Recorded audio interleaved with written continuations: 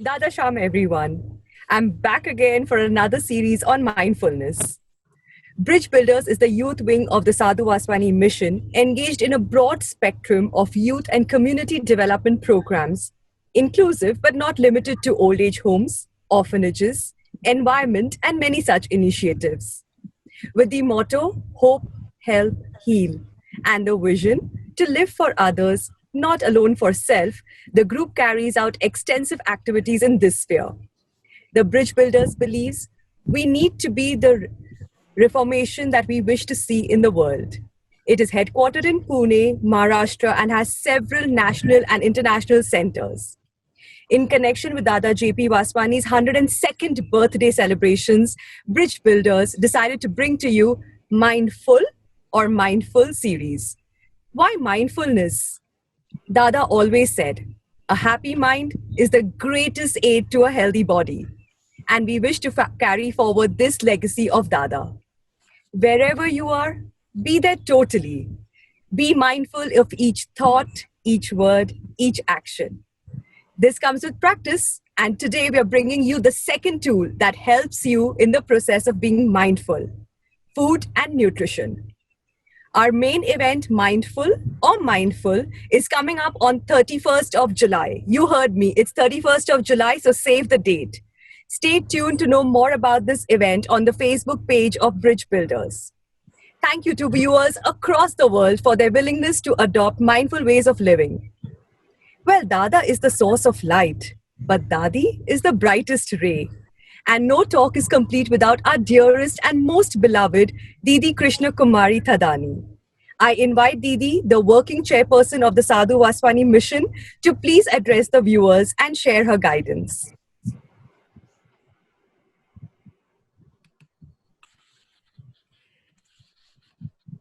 Dada Sham, every one of you, it's such a joy to be in your midst once again.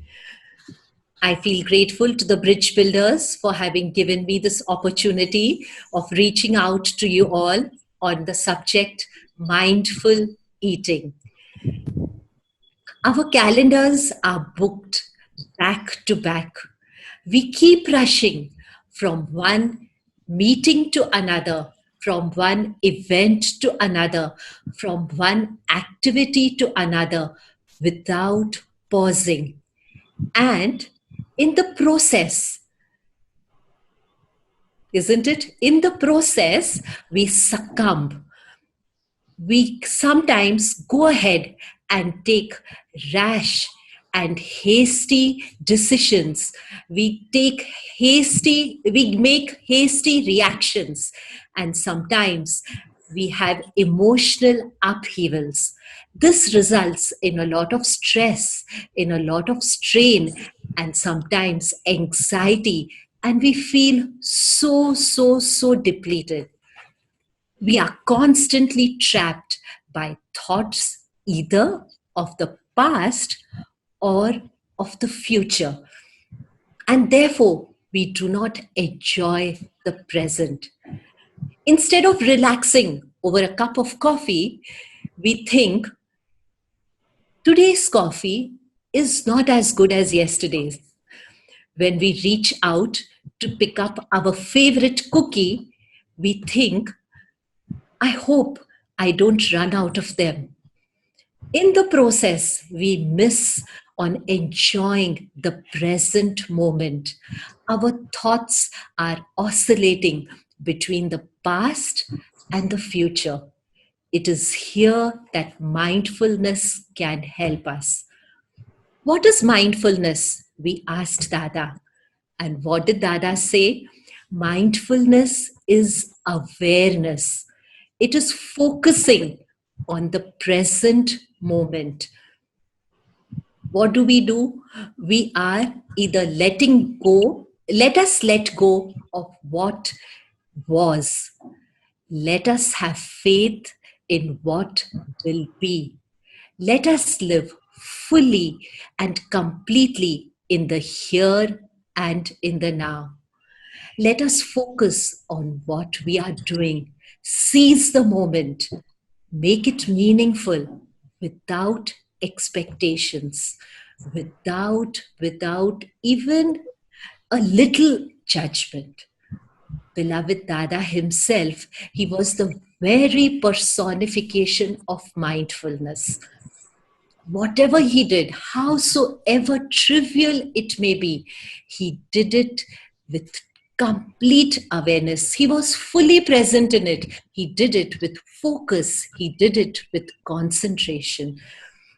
If he was conversing with somebody, he was fully present there. If he was cutting an apple, he did it with, he was so careful about it that the entire peel, when he was peeling it, it came out into a beautiful circle. It was so beautiful. It was a perfect swirl. Even a simple thing like sharpening a pencil, it was a work of art for him. He did it so meticulously until he reached that perfect point. He embraced each and every single moment. Everyone he met, everything he did, received his full attention. He did not live the life of a recluse. In fact, he had a very busy daily schedule, but he was always calm, always relaxed, always unruffled.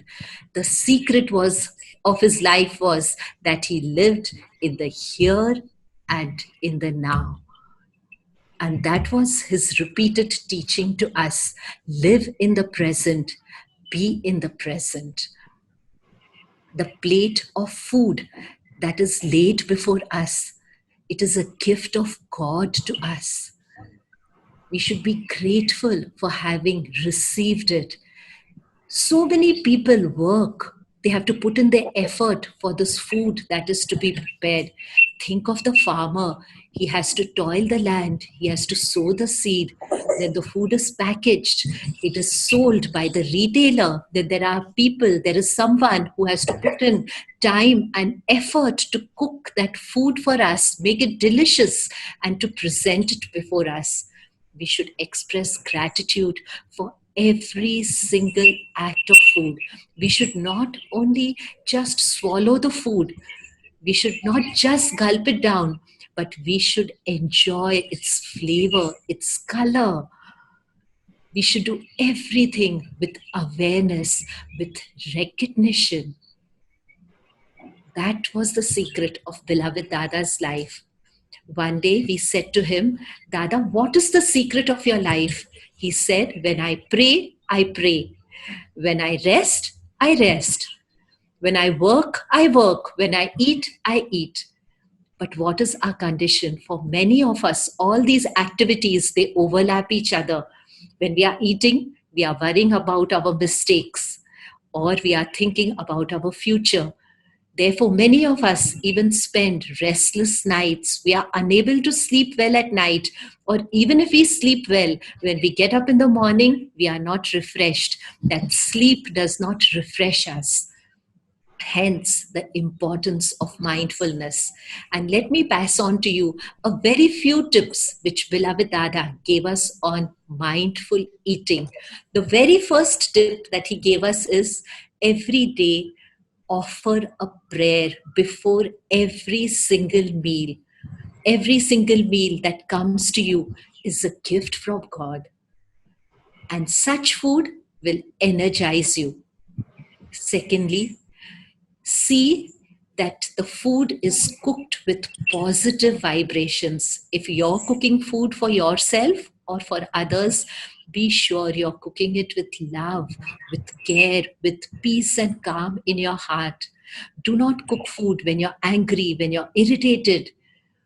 Wait, pause for a while, settle down, and when you feel better, then you resume back to your cooking activity.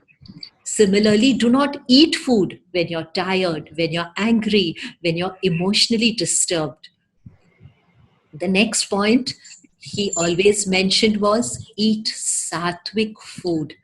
Therefore, stay away from all food of violence.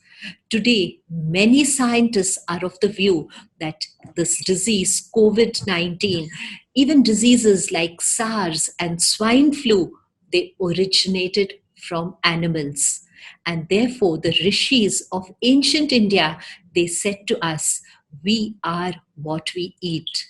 What we eat influences not only our bodies, but it influences our thoughts. Beloved Dada gave us so many examples that if our thoughts are impure while we are eating, that affects our body. And what we eat, if it is impure, that in return affects our thoughts. So it is either way. We have to be very careful of what we eat and what we think. And he always reminded us that we must keep aside a small portion of our food for a needy one, for a bird or an animal.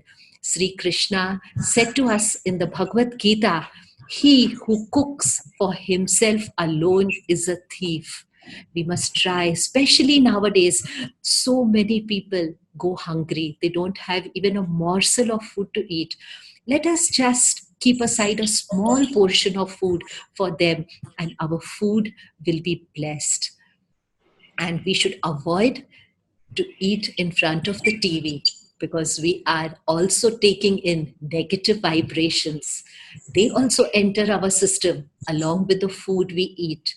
And we must also eat the right type of food at the right time and in right quantities, which is a little difficult.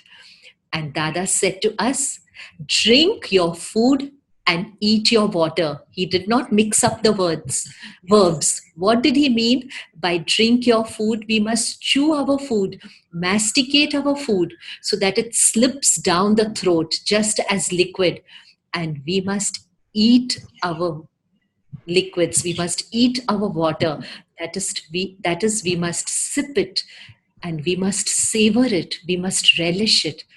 Everything Dada did and said was with awareness. Let us follow his example, and we will see that life is so beautiful, so wonderful, and so peaceful to live.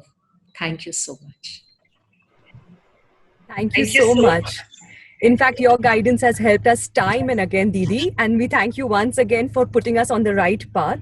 In fact, they say that eating well and eating mindful is a form of self-respect. Today, we have with us Simone Khambatta in conversation with Mayuri Punjabi. And before I give and pass on this bait to Simone to take forward the conversation, I just have a little something to share. Acclaimed as a brilliant writer, poet, and educationist, Dada J.P. Vaswani is an amazing human being. He's a scientist turned philosopher who's dedicated his life to the service of humanity. For Dada, spirituality is not a concept or a theory. It's in fact an experience, a reality, a gift of God.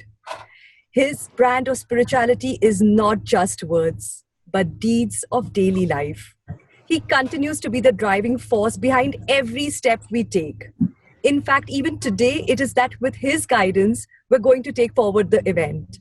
He's the celestial host who's looking upon us as we take forward his teachings. And before we move to the session, it's only apt that we show you Dada's thoughts on mindful eating. Can we please play the AV?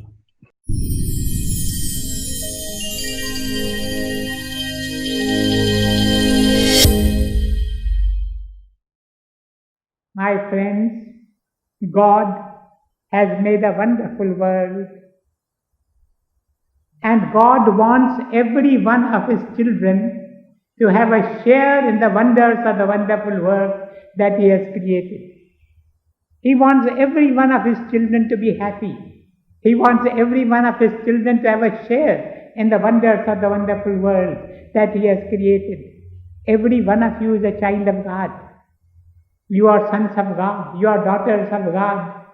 And God wants every one of you to live a healthy life, to live a happy life, to live a long life.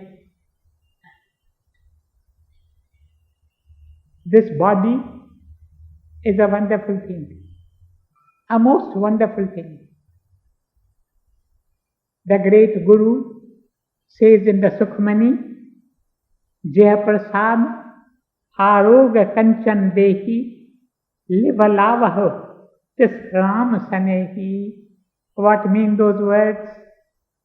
Jaya Prasad Aroga Kanchan Dehi, by whose grace you have received this wonderful body worth its weight in gold. Livalavaha tis Ram Sanehi. O man, you must not forget to adore such a Lord. What a wonderful body He has given to each one of us. In an ancient scripture we read the words, behold, how wonderfully man is made. Behold, how wonderfully man is made. This body is the most wonderful thing. My friends, man is a composite being, built of body, mind and soul. The three must work in harmony. The three must work in balance. If the mind thinks unhealthy thoughts and the soul feels morally unclean, the body cannot remain healthy. The body cannot remain healthy. The guilt of the soul travels to the mind and gradually to the body and makes it sick. Therefore, if you have done something of which you feel guilty, without the least delay, immediately you must go and live a reformed life. Otherwise, you will be dragged into a sickness out of which you will not be able to come out. We have the words in the Bhagavad Gita, higher than the body. The words are higher than the senses, which means higher than the body is the mind. And higher than the mind is the Atman, the spirit. If there is guilt in the soul, it will in due course travel to the mind. And from the mind, it will go to the body and make you sick. Therefore, be very careful. You must take care of your thoughts and you must take care of your diet. When you go to a new country, you have to face an immigration officer. He must first see that you have a passport, that you have a visa, that you are a good man. Otherwise, he will not let you in. You must post an immigration officer here. What is going in? What is going in? You must have someone here. No, I will not let you in. You need an immigration officer here. You feel tempted to eat so many things, what they call junk food. I do not know what it is like, but people are fond of junk food. Somebody told me that today the people who are making money are the ones who deal in junk food. I do not know. You must post an immigration officer here. Nothing doing. You cannot go in. You are not allowed to enter. Take care of your diet. The Gita, the Bhagavad Gita, speaks of three types of food. The tamasic, the rajasic, the sattvic. You must take only sattvic, pure food. Flesh diet is not considered sattvic food. Flesh diet may add to your fat, but it will not make your body vital and vibrant. It will not make your body healthy and strong. I object to flesh diet on three grounds: humanitarian, aesthetic, and hygienic. I do not have the time to consider this topic with you in detail, but you must be very careful about the diet that you take. So many diseases are due to overeating. Lukman was a great physician of antiquity. One day they said to him, give us a rule, simple rule of health. And he said the simplest rule of health is this, simplest and the surest. The rule of health is, Kam khao, ram khao. Kam khao, ram khao. Kam khao is eat in moderation, eat little. When you are eating, you feel that you are hungry, that you need more food. But after half an hour, you feel heavy. You must always limit your food. You must, through experience, you are your own doctor. You must, through experience, limit the quantity of food that you must take. Food that does not make you feel heavy. There is a legend which tells us that the god of food went to Brahma, the creator, and complained to him that these human beings that you have created, they keep on eating me all the time. They eat so much of food. Brahma said to him, the creator said to him, don't worry, from now on, whatever is necessary for them if they eat, it will add to their vitality. Whatever they eat beyond it, that will start eating them. So we are now being eaten by the extra food that we eat. We should be very careful. Avoid overeating. Kam khao. Eat less.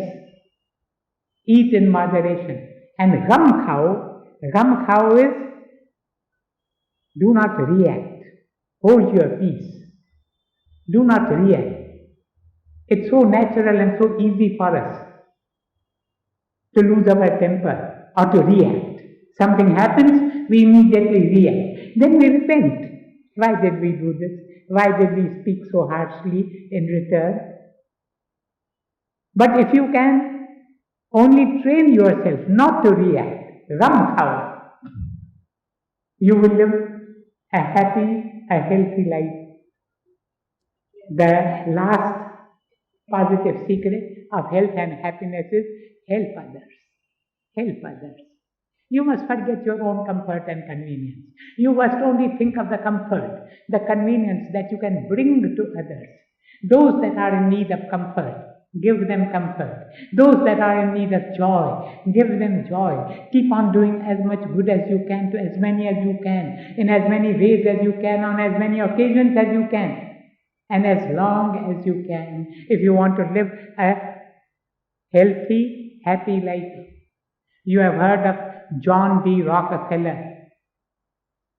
Rockefeller, at the age of 53, was regarded as one of the wealthiest men on earth.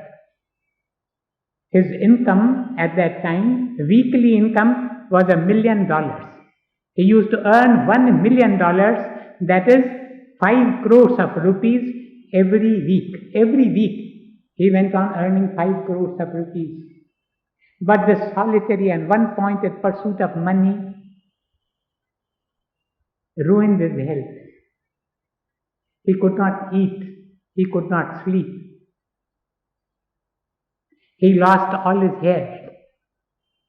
Then his biographers tell us that he started using all the money that he had accumulated in the service of suffering humanity, in the service of the handicapped and the halt, the blind, the orphans, the widows. And when he did this, his health improved. He could eat.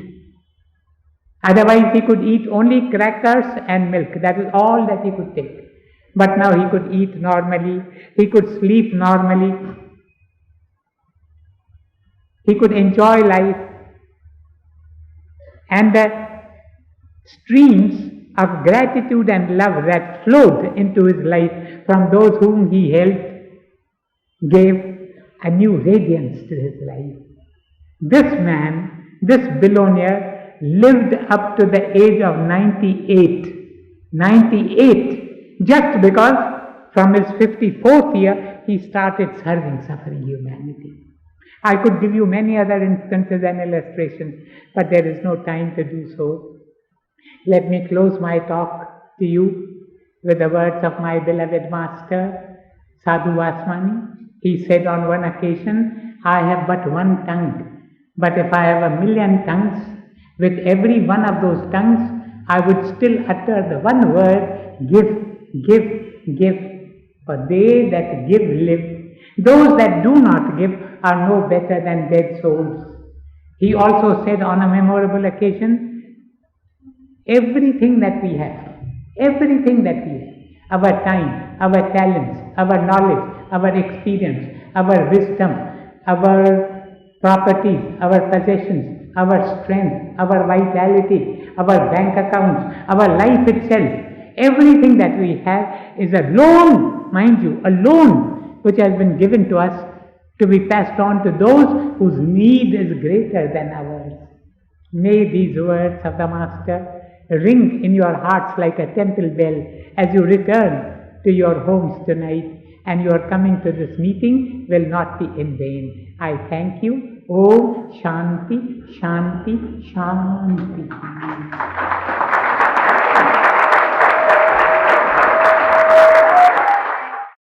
Dada has once again given us the gift of wisdom and the right path, eating with intention while paying attention, which will be filled with your own Eureka moments. Get a taste of this journey today with her. This event will be moderated by Miss Simone Khambatta of MamaSays and SimplySimone. She's an ace mobby blogger, fashion designer, and YouTuber. She's a firecracker mom and a multitasker like no other. Over to you, Simone. Thank you so much for the lovely introduction, Dimple. Thank you. That video was absolutely lovely. And I'm Simone, to everyone who doesn't know me. I am a fashion designer. I am also a mom influencer and a YouTuber. And I have with me the lovely Mayuri Punjabi today, who's going to talk to us about everything to do with mindful eating. And, mindfulness is something I tend to practice in all aspects of my life. I try my level best to be as mindful as I can. Well, I'm not too sure if I'm very mindful about food though. So I'm really excited to hear what Mayuri has to say to us today. Mayuri, over to you.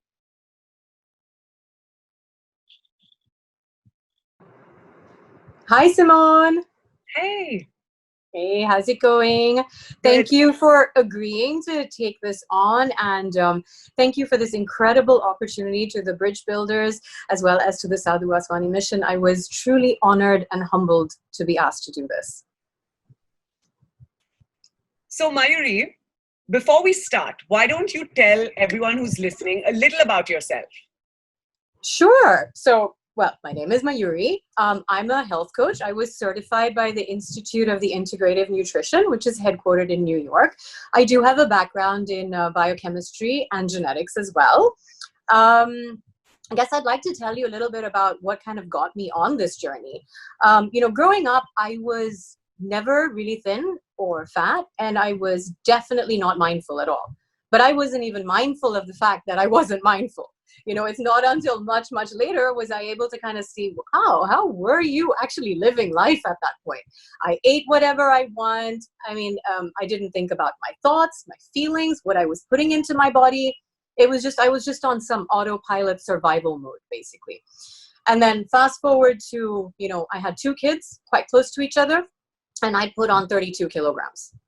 And at that point, I really was not in a very good place. I was in a very dark place and didn't want to go out. I didn't want to meet anyone because I was not used to seeing myself like this. Like, who have I turned into? I had no confidence. It wasn't a very pretty picture at that time. And I would say what started this journey for me was actually mindfulness. It was actually me just becoming aware that what was I listening to? I was listening to this internal conversation in my head, which would repeatedly tell me how unworthy I was and how unlovable I was and how, there's just no one's going to accept you this way, and forget anyone else. I couldn't accept myself. And I think it really did start with mindfulness for me, where I became mindful of what these thoughts were, and I was left with a choice. Do I want to empower these thoughts and allow them to take over? Or could I maybe actively choose to live another way? And that's how it began.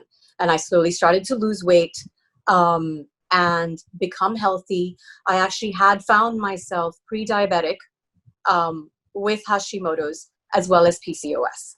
And my gynecologist had also said, you will probably have a very hard time getting pregnant. And so I think all of that was quite a wake-up call. And that's basically what started me on this journey. Wow, that's amazing. So, when I've been actually a really thin girl my whole life. I had the abs and the muscles and whatnot. And then when I got pregnant with my first baby, I hit 29 kilos. And I was under the thing that, oh, my body, my body can handle anything. If I eat, I'm going to drop the weight in like 3 months. And then I got my reality check when I realized that, no, Simone, life doesn't work like that. It is cause and effect, and you have to create those causes to have the effects you want, thus becoming mindful myself. So yes, I absolutely feel you. That's amazing. Mayuri, now that you started, the conversation on PCOD or PCOS, there are a lot of people out there who are suffering with PCOD or PCOS, right? Sometimes they feel like they're doing everything right as far as their diet goes, etc., but they're not losing weight. The scale isn't shifting. Why do you think that is? Well, I think PCOD in itself, right, the way that it's viewed is it's very like just a one view thing, right? Okay, you have PCOD, take these medicines, full stop. But I think often what people miss to see is it's only part of the entire problem. It's basically what is happening is that there is a communication breakdown between your hypothalamus and your pituitary gland to your ovaries. There's normally a feedback loop, right? Between every system in our body, everything is communicating to one another. And there's actually a breakdown in this loop, in this feedback loop. And that's why you start to have things like, you have too much progesterone, too less progesterone, too high estrogen. Testosterone goes through the roof. And there's so many kind of variables, so many things happening here that I find often if you just look at, oh, should I just eat this? And should I stop that? You may get lucky. It may work for some of my clients. It actually does work. If I've only focused on, the one aspect of what you're eating, it may actually work. But a lot of times what I've found, and I'm very lucky enough to have had the experience to work with so many women with PCOD, that it has taken a lot of, oh, let's try this and let's try this. And what I found is there are two things that most probably are happening at the same time. Firstly, most people with PCOD have insulin resistance. So if you're not addressing that, it's going to keep building and it's going to keep getting worse and worse. The second issue is that they found about 42% of women with PCOD also have irritable bowel syndrome, IBS. Again, right, if we're just thinking about, oh, I won't eat grains, oh, and I won't eat dairy. But what about all the other stuff that you are eating? And how is that impacting your gut health? Right? If that's being overlooked, I think no matter how strict you are, with removing grains and dairy and sugar, you're not going to be able to do much in terms of actually shifting that. Right. Okay. Yeah. That makes so much sense because, there's always, again, a cause behind every effect. So I think it is, it's nice to dig in there. Okay. There's a lot of people who, when they think of mindful eating, their thought process is, oh, mindful eating means I will lose weight. They don't relate mindful eating to an absolute entirety of health and prosperity. It's like, I am eating mindfully only till I lose weight. When I lose weight, I will eat everything again. You know? Yeah. What is your advice to people who are thinking like that? Yeah, and it's so true, right? Because even for a lot of people, when I told people, oh, I will be doing this talk and it's on mindful eating, everyone was like, oh, yay, we get all these tips on how to lose weight. And I was like, no, yes, if you do eat mindfully, one of the side effects, would be weight loss, but that's not actually the point of mindful eating, right? So maybe actually I'd like to start with kind of distinguishing where a few of these categories overlap. So there's mindful eating, there's intuitive eating, and then there's clean eating. And often these terms are very kind of, interchangeably used, and it's all kind of one murky thing. Whereas mindful eating is simply a non-judgmental awareness of how the food that you consume makes you feel. How do you feel? Both physically as well as emotionally. That is what mindful eating is. It's not about eat this, don't eat this, do that, lose weight at this time, fast, don't fast. That's not actually what mindful eating is about. It's just about being mindful, completely in the present moment, so that when you are doing what you're doing, as in eating in this case, you're doing it completely aware and not judging the process. Not like, oh, I shouldn't be doing this. Why am I doing this? This tastes so good. I hate this. I hate, that, like all of that wants to kind of be cast aside because then something else is taking over, right? The moment you're judging, you're no longer in the present. You're extrapolating something from the past into the present moment to make that comparison.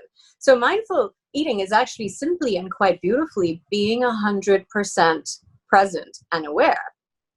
Now intuitive eating again is a little bit different. Intuitive eating actually, in what I have seen, has come about more as a reaction to fad diets and like the trends that are in nowadays, right? It's more than people go, no, actually you really shouldn't follow that. You should just follow your intuition to guide you which way to go, what you should eat. So people who follow intuitive eating would not like eliminate entire food groups, for example. Right? And then there's clean eating. Now, clean eating can mean something different. I would say clean eating would mean something different to pretty much everyone out there. Yes, absolutely. Right? Absolutely. Like, well, I'm sure if you and I just compared notes, Simone, on what you ate in a day and what I ate in a day, it's going to be totally different, 100%. right? Yeah. And we both believe we're clean eating, but this is just the beauty of it, right? So clean eating, I think, is kind of very bio-individualized. It's very open to interpretation. And like what I personally do with my clients is I actually do a hybrid of all three. There are times when, I do eliminate things. There are times when I do ask you to get more intuitive with when to eat, for example. But mindfulness is where I would say it's kind of like the glue that holds it all together. Super. Wow. Yeah. Okay. You broke that up well. You brought up fasting just now.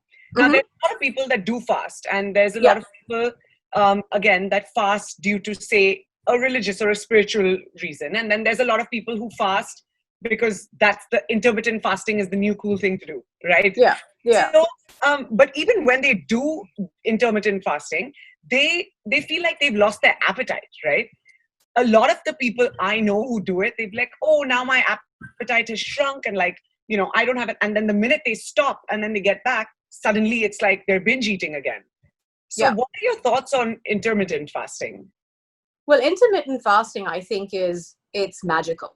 It's truly magical because in my opinion, what intermittent fasting is permission to give your body a chance to be the miracle that it is, right? It's literally you stepping out of your body's way because your body is a miracle. I mean, does it ever forget to breathe, take a breath in?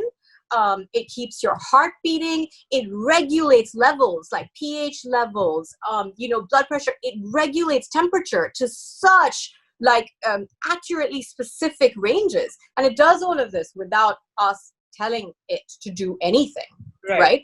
So my view of this is if we kind of stepped out of the way and say, like you mentioned PCOD, if you had PCOD, if you have any other underlying conditions, maybe step out of the way and give your body a chance to heal itself.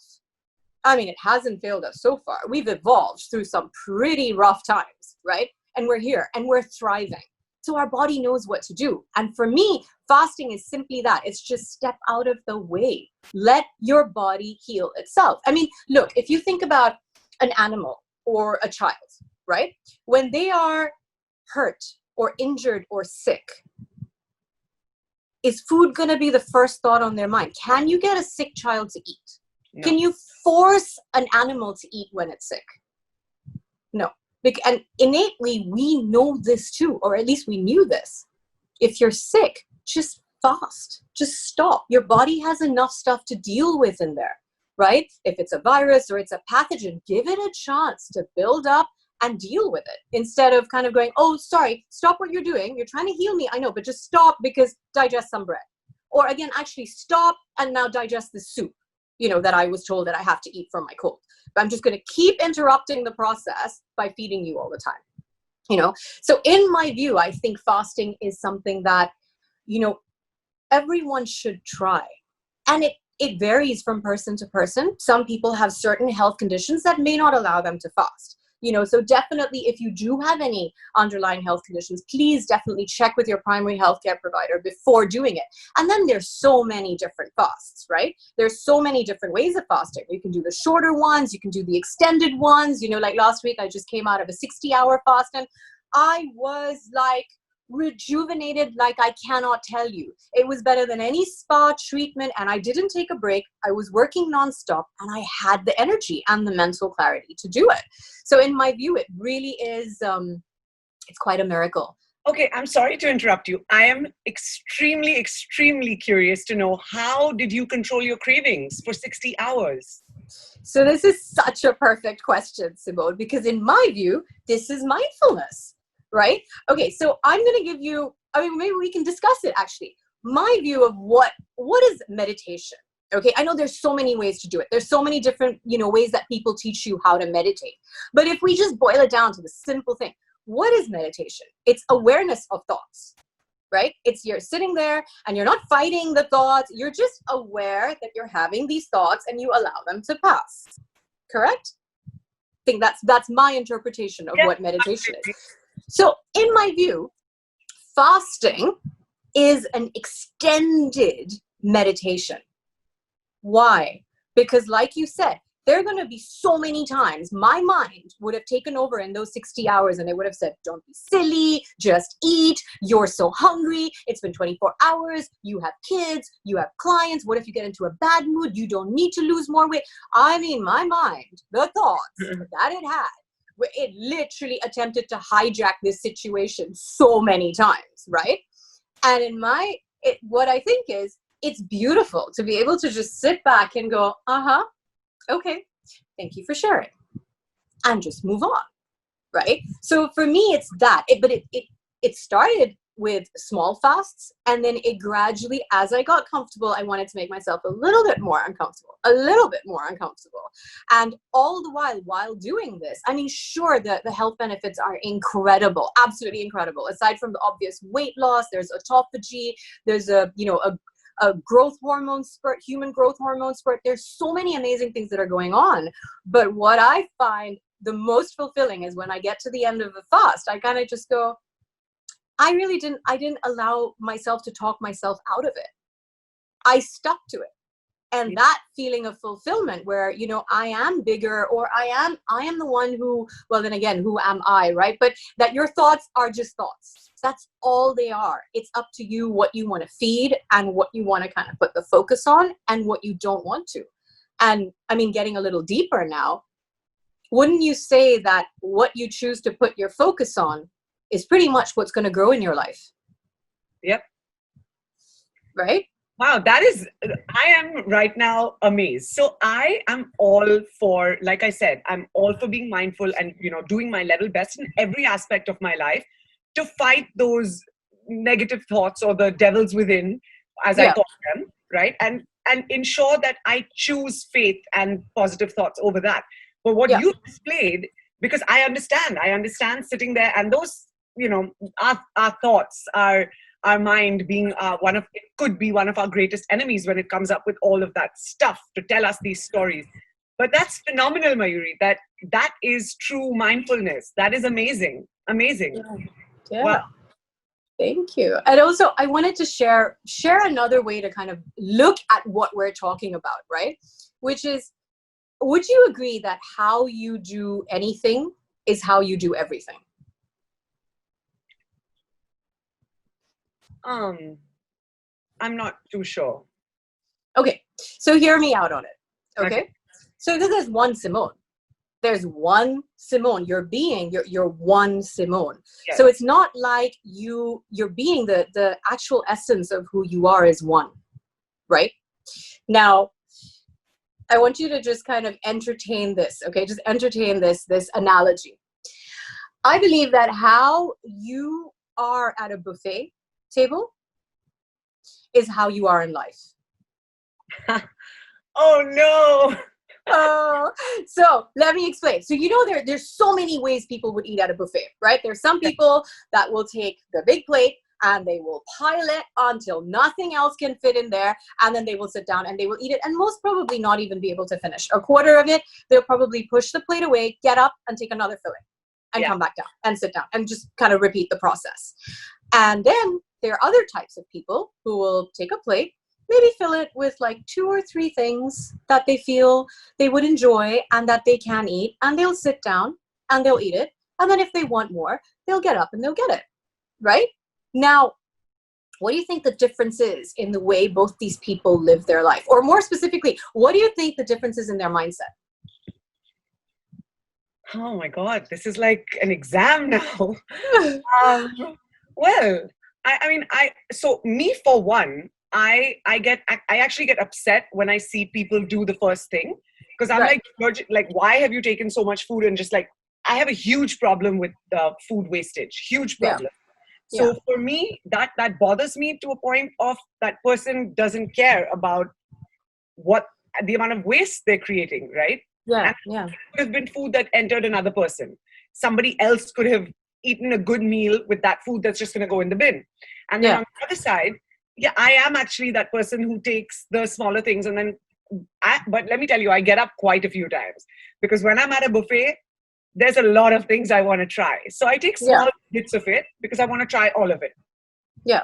Now you can do the analogy. Yeah. Okay, for sure. And you know what? I could have probably even guessed without asking you the question that that's the kind of buffet eater you are.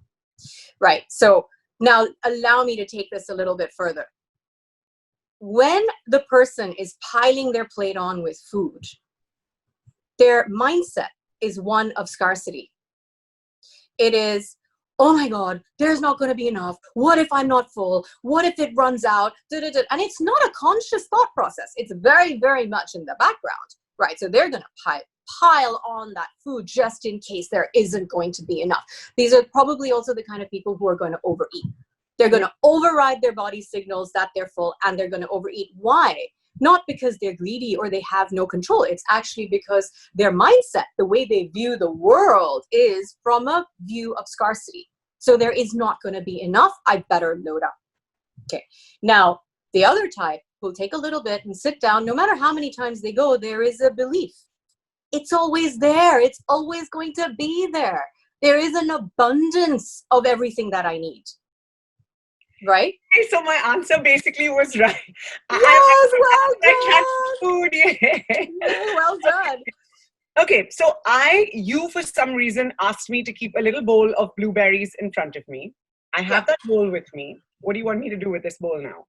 So actually first, before we do that, on a scale of 1 to 10, from the little bit we've been chatting about mindfulness, how mindful would you say you are when you're eating a regular meal on a regular day, not a day where you've kind of sat down and said, I'm going to make a big effort? Two. Okay, 2. I mean, and just to be clear, so everyone knows, 10 is like the most mindful, right?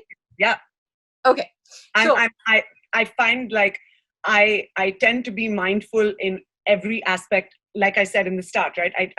I tend to be mindful about my negative thoughts. I tend to be mindful about anxiety, about fear, about all those things. But when it comes to food, it's Netflix and food. Right. Okay. Brilliant. I'm admitting it. No, and that's great. I mean, this is something I deal with at home on an almost daily basis. You know, where the rule, I don't have very many rules at home, but I have very, very simple rules. It is when you're sitting down to eat, do not put the TV on or have your phone in front of you just when you're eating. Please eat, right? And it's something I deal with almost, on a weekly basis at least, right? For sure. Where someone's going to think, oh, she's not looking, she's working. Oh, there comes the iPad, right? So yeah, I get it. Now, I want you to, since you're normally at a 2, I'd like you to try to eat. So you got blueberries, right? Yeah. Okay. I'd like you to try something with the blueberries. And then, do you remember when was the last time you had blueberries? A week ago. Okay. All right. Great. So we're going to bring that memory back as well. And even if people who are watching, want to take a couple of minutes and just go grab something, grab some nuts or get some blueberries or get some strawberries, and let's do this together. Oh, I'm nervous, Mayuri. Oh, this is going to be so exciting. Nothing to be nervous about. I promise you, I'm not testing you on anything. I just want to get you to experience something. No, I'm excited. Okay. All right. So let's get started. So yeah. I'd like you to pick up a blueberry. Okay. Okay. And don't look at me. Look at it. Okay. Okay. Look at the blueberry. Really feel the texture in between your fingers. Roll the blueberry around. Notice, is it warm? Is it cold? Is it smooth? Is it rough? Notice the color, the depth, the symmetry. Okay, now bring it up towards your face and Take a deep breath in. Okay, now put it in your mouth. And slowly start to chew it. And with each bite, feel the juices burst from the blueberry. Where does it go? How does it feel on your tongue? What is the temperature in there? What's happening with the skin? How does the pulp feel? What senses got awakened through that burst, the first bite that you took when the blueberry burst in your mouth? And when it's almost in a semi-liquid state, swallow.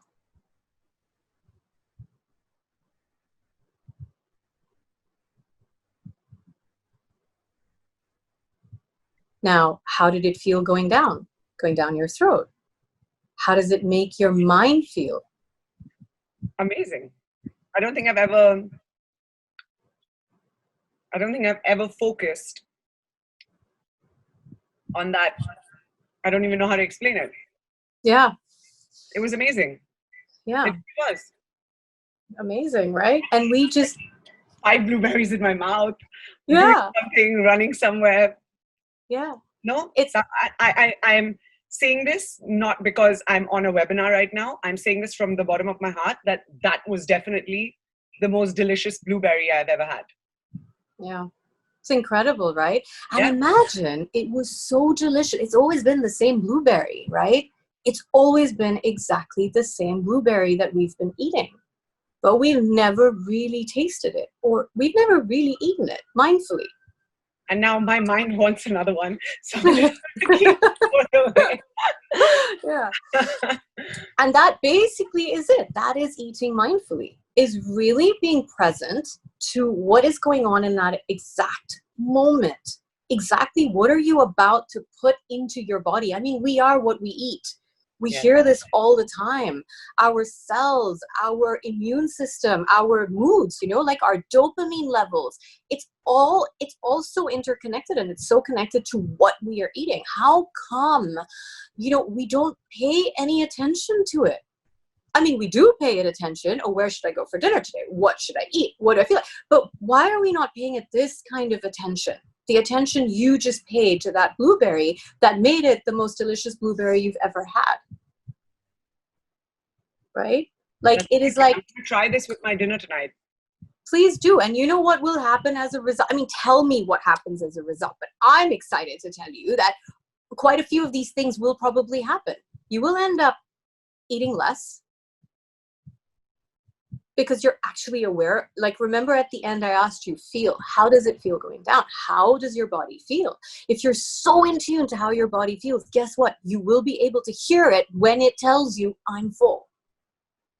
It's when we're not listening and we're watching Netflix or whatever it is, or even if we're not watching anything and we're sitting there pretending to be mindful, but your mind is kind of, she shouldn't have said that. Why did she do this? I will wear this tonight. I will do that. If your mind is busy doing that, you're not present anyways, right? So if you are present and if you are mindful, you will not overeat. You will truly enjoy the food. And guess what? Your body will actually tell you, hey, Simone, I really like this. I really like how this food feels. Or, hey, Simone, no, that one's not really working for me. So you don't have to go out there and follow any fad diets. Because if we quieten down enough, our body is talking to us. We just need to be able to listen. Okay.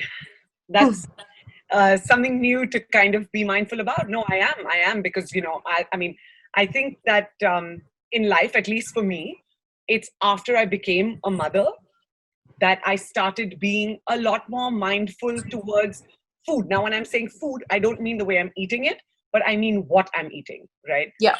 So, of course, even though we come from a multi-religious background, I've ensured for my own personal reasons that my kids are, vegetarian. And that they are eating organic produce, and and for me that has been mindful eating, right? But now you've given me a whole new perspective on mindful eating. So thank you. I am definitely definitely going to be inculcating these into my life, because if I inculcate it into mine, I'm sure my kids will follow suit. Because Yes. they're the sponge, right? They're observing and doing.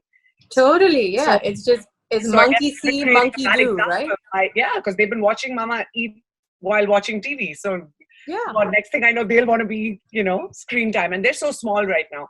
But no, thank you, Mayuri. Okay. So for everyone who's listening, please start sending in your questions. We have a limited amount of time left, and we're going to get Mayuri only for a limited amount of time. I know I've been really lucky to learn all of this stuff from her. So if you guys have any questions, please start shooting them in. We've got our first question come in already. Someone's asking you, I'm a chai addict. How do I overcome this habit? Again, I'm a chai addict is a bit of a label, right? So if you're mindful even about the words that you're using, right? What is it really? Is it a habit? Is it a habit? Is it actually a physical addiction that you have to the coffee, to the taste? Or does this anchor you into a moment, right? Like, let me give you a quick example about how I was able to get over my food addictions, right? Or my I need sweet after meals, or like whatever, like this chai addiction, for example. So I didn't realize this, but my anchor, right, to meals, or actually no, let me put that another way. When I was growing up, we lived in a joint family. I lived with my grandparents, my mom, my dad, and his 3 sisters. And dinner was always something. We all sat around a table and everybody was laughing and joking. And I just remember these dinners in our home in Singapore being, it was filled with unconditional love, and there was so much laughter and there was so much connection. Now, I made an association. I didn't realize this, but my association when I wanted those feelings was eat, because it was connected to food. So what I didn't realize is every time I was actually lacking a connection or that feeling of love with another human being, my go-to would be eat. So again, with the chai question, if you can just spend a little bit of time and deconstruct this, right? Deconstruct it and ask yourself, what is it really?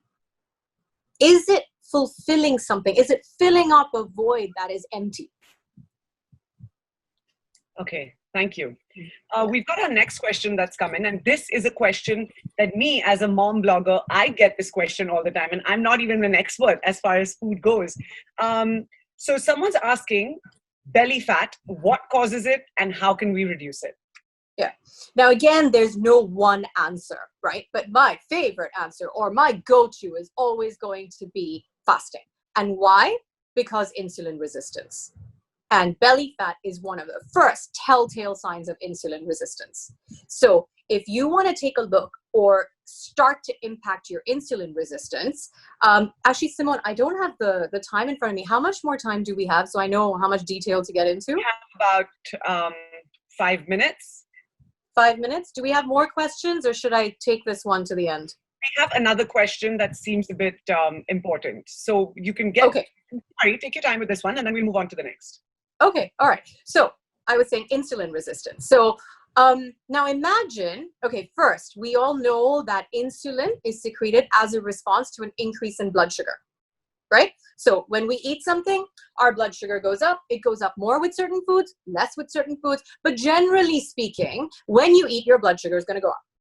Now, when your blood sugar goes up, remember, your body is incredible at maintaining things to a very specific range. So what is your body going to do? It's going to now produce insulin to shuttle these glucose molecules to where it's needed.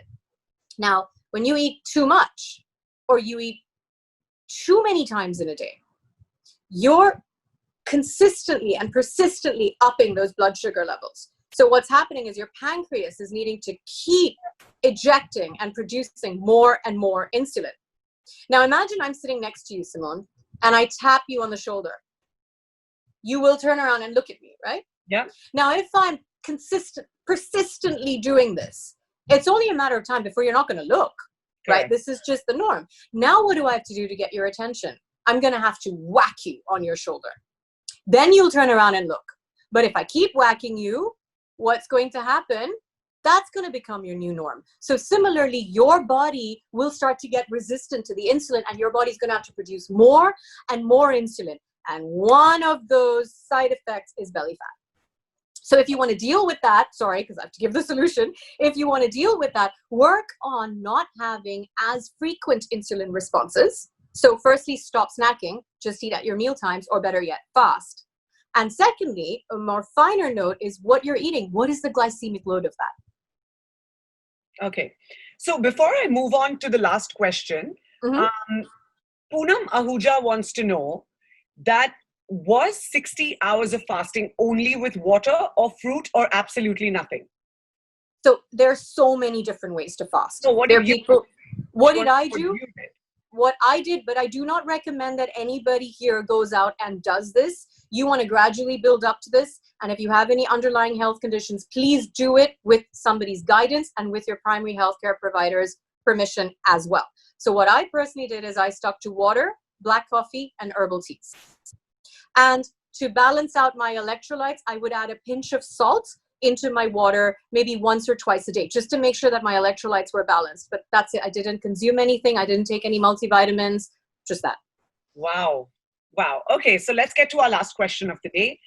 Is a vegan lifestyle advisable? I think we are all bio individuals. What works for me may not work for you.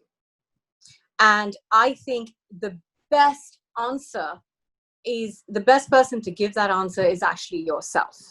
Because if you try it, so say you are a non-vegetarian and then you switch to being vegan, you will feel the difference.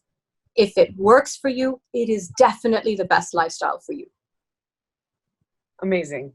Okay, so I'm sure everyone listening would love to have another hour with you where they could keep asking you all their questions. But thank you, Mayuri. Thank you for imparting all this amazing wisdom and knowledge with us. I know that I am definitely going to try my level best and be extremely mindful when it comes to my food. As I say this, there's already thoughts coming into my head that's saying, oh, please, you're just going to be lying on your bed and eating your dinner anyway. But I'm going to do my best to fight those thoughts, and I'm going to do my best to take this advice because it seems really positive and effective. And so thank you. Thank you for answering all these questions. Thank you, Bridge Builders and the Sadhu Vaswani Foundation for getting us together. And that's it. Thank you. Thank you. Thank you so much, Simone, for agreeing to moderate this. It has been so much fun. Whatever nerves I had were completely settled. So thank you so much for being so awesome. And once again, thank you as well to the Bridge Builders and to the Sadhu Vaswani Mission for this incredible opportunity. Thank you. Thank you. Thank you. Well, thank you so much to both of you for being with us today. Training your mind to be in the present moment is the #1 key to making healthier choices. And we can't thank you enough for sharing your knowledge to the people and the viewers all across the globe today. Our main event, Mindful or Mindful, is going to be streaming on 31st of July. To know more details about this, log on to the Facebook page of Bridge Builders. Until then, this is Dimple Somji. Lots of goodness and gratitude to you. Thank you.